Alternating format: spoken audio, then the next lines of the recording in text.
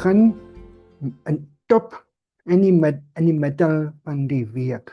En dan ons kan stop en dink, nou weer bietjie met God gesels en ons meer weet wat U wil vir ons leer.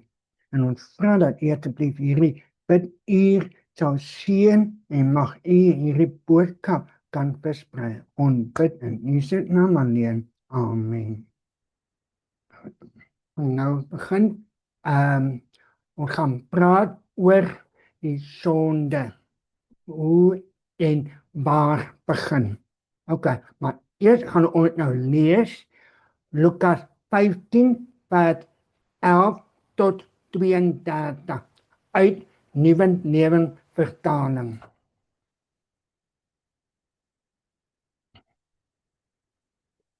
Om die punte verseker te verklaar, het Jesus vir hulle die volgende verhaal vertel.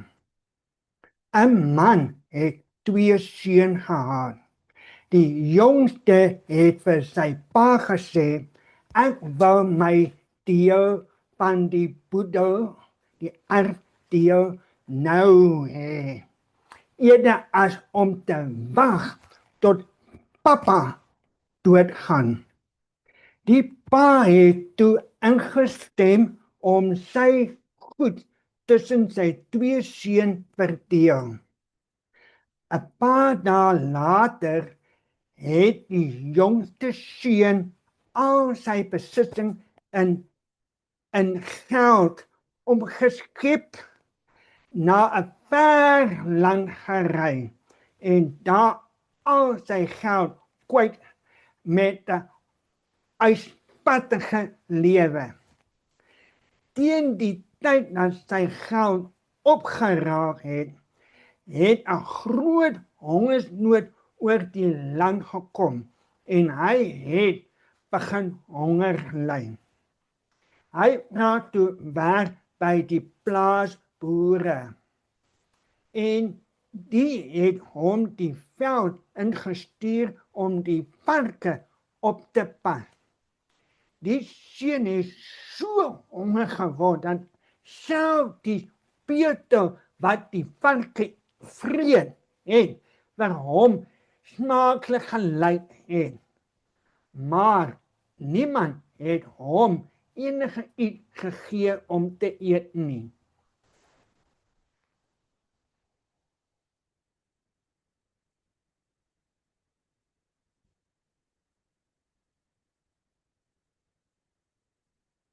Toe hy uiteindelik tot sy besinne gekom het, het hy vir homself gesê, by die huis het self die huurder werke meer as genoeg kos. Beteken bediende mense wat werk, kry meer genoeg kos.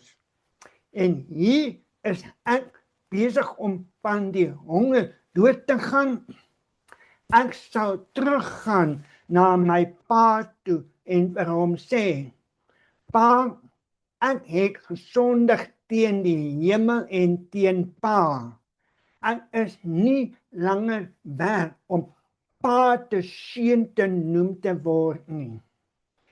Neem my asseblief in dien as 'n huurlingwerker. Daarop het hy teruggegaan na sy pa toe.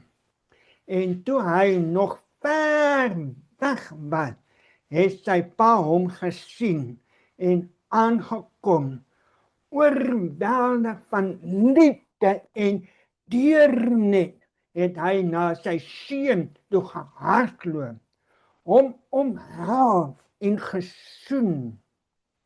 Sy seun het vir hom gesê, pa, ek het gesondig teen die hemel en teen pa.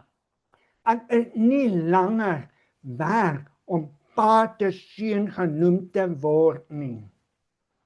Maar sy pa sê vir die bediende, hou, bring die mooiste mantel in die huis en trek dit vir hom aan.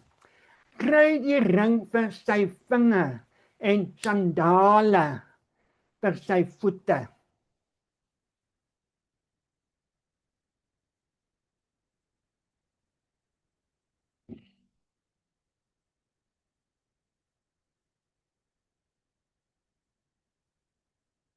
sy voete, en slag die vetgemaakte kalf, moet fees vier, want hierdie seun van my was dood, en hy het nou teruggekeer na die lewe. Hy was verlore, maar nou is hy gevind. Toe het hulle begin fees vier. Intussen het die oudste seun in die veld gewerk. Toe hy terugkom huis toe, hoor hy musieke en gedaander in die huis. En hy vra toe een van die bediende wat aangaan. Jou broer is terug, is vir hom gesê,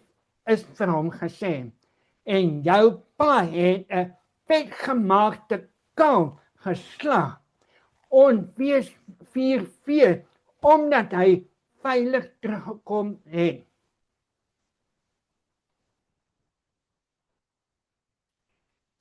Sy ouer broer het hom letterlik slag erg kwaad geword en wou nie ingaan nie. Sy pa het toe uitgekom en hom gesoepan, maar hy het geantwoord, ek het al die jare hard gewerk vir pa en nooit geweier om enigiets te doen wat pa my gesê het om te doen nie. En in al die tyd het pa my nie eers 'n bokkie gegee om saam met my vriende fees te vier nie.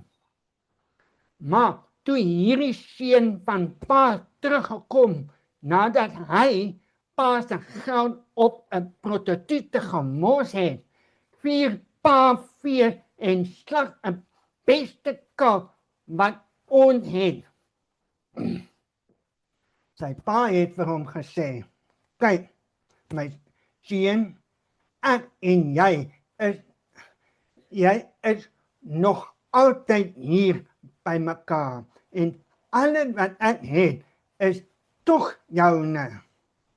Ons moet hierdie gelukkige dag vier, want jou broer was dood, en het teruggekom na die lewe. Hy was verlore, maar nou is hy gevind. Nou tot sover. Maar nou ek gaan leer. Die tema sê die sondeval, of die oorstap van die sonde. Nou God het Adam geskape. Dit heel eerste man. En Eva die eerste vrou. En vir hulle 'n perfekte tuin gegee. Die tuin van Eden. Alles op die aarde wat perfek op daardie oomblik in tyd. En ons kan dieselfde soort perfekte sien wat hulle gehad het voor die verlore seun weggegaan het van sy huis af. So, dit sê, twee seun pa bly huis, wat alles wat probleem niks. Ja? Daar wat oorgenoeg kos in die vorm van vrugte en groente in die tuin, en hulle kon net pluk en eet. Maar God het dit 2 belangrike bome in die tuin geplaas. Die boom van lewe en die boom van kennis van goed en kwaad. Adam was in beheer van die alles. En het gewaarsku om nie van hierdie boom te eet nie. Eva wat ook gewaarsku. Maar Satan het homself vermop as 'n slang en het dieselfde ding gedoen as wat hy vandag nog doen. Hy het leuen vertel en die mense bedrieg. Nou kom ons kyk na Genesis 3 vers 4 en 5 en dit sê vir ons: Julle sal nie sterwe nie, sê die slang.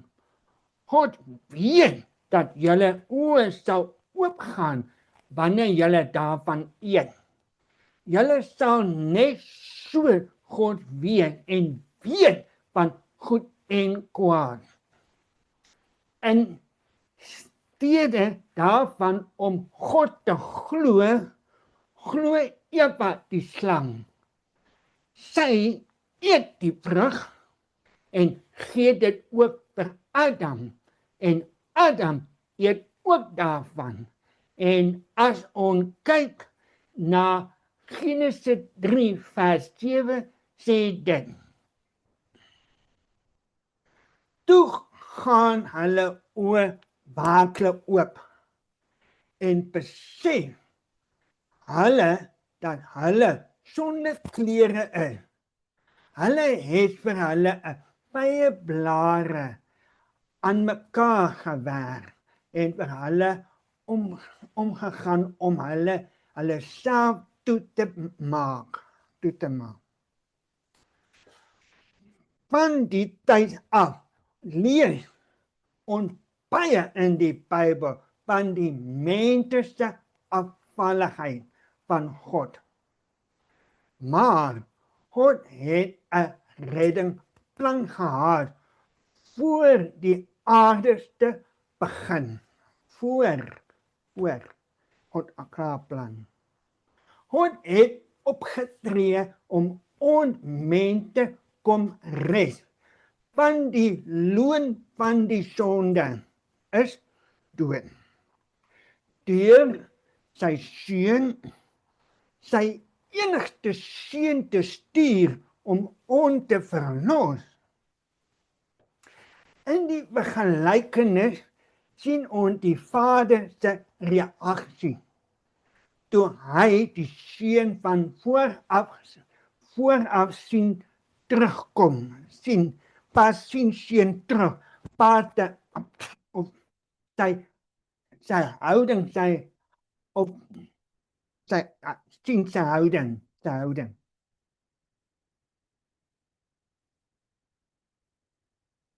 Adam en Eva se ongehoorsaamheid was die heel eerste sonde. Hulle het die menslike karakter vernietig en het ongelukkig die begeerte om sonde na hulle nakommeling oorgedra. God het nie Adam en Eva versoek nie.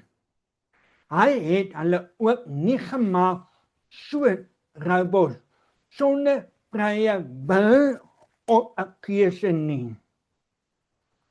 Uit liefde het hy aan hulle 'n vrye wil en 'n vrye keuse gegee sodat hulle kan kies of hulle hom wil volg of nie. Kan dit self sien in die gelykenis. Kan dit self sien. Die storie van die wegloopkind.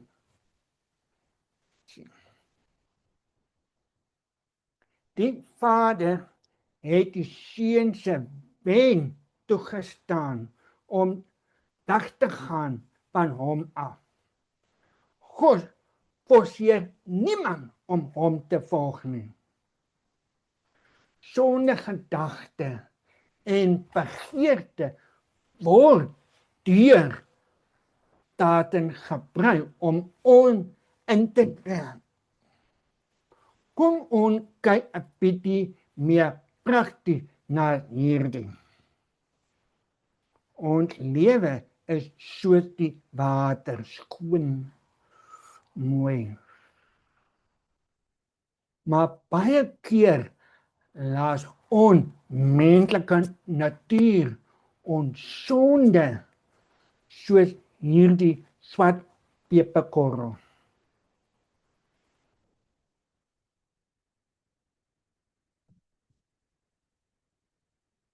Maar God het altyd 'n plan. En as ons lewe vul met God, kan ons van ons sonde wegstaan. Ons kan weet dat ons altyd op Jesus kan fokus en dat hy ons altyd sal help en ons verlos. Kom ons bid saam. Dankie liewe Heer vir hierdie wonderlike dag wat U vir ons gegee het. Dankie dat U ons behoed en bewaar het. Dankie dat ons kan weet dat ons altyd op U kan vertrou. Asseblief, liewe Heer, vergewe ons sonde en help ons ook asseblief waar ons môre weer 'n nuwe dag is. Ons bid dat al in U naam alleen. Amen.